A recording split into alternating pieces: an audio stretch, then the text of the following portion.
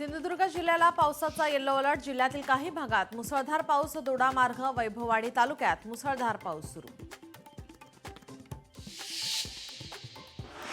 बुलढाणा जिल्ह्यात मुसळधार पावसामुळे माधणी आणि आरेगाव मधील नदीला पूर आल्याने बुलढाणा जिल्ह्याचा वाशिम जिल्ह्याशी संपर्क तुटला। नांदेड जिल्ह्यात मुसळधार पाऊस। दमदार पावसामुळे जिल्ह्यातील पैनगंगा नदीला पूर आल्याने सहस्त्रकुंड धबधबा ओसंडून वाहू लागला। नांदेडच्या माहूरगडावरील रेणुका माता मंदिराची संरक्षण भिंत कोसळली। मुसळधार पावसामुळे जीर्ण झालेला भाग कोसळला। 1 जुलैला शक्तीपीठ महामार्ग विरोधात चक्काजाम आंदोलन करणार।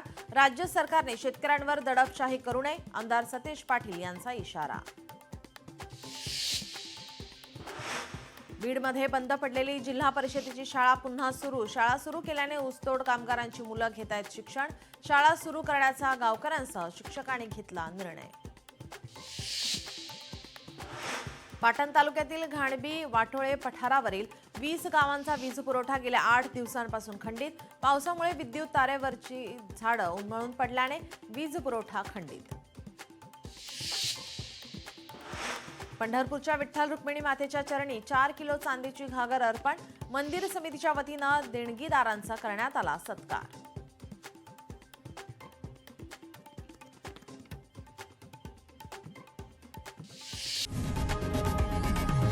लोकशाही मराठी ऐका, पहा, जागरूक रहा।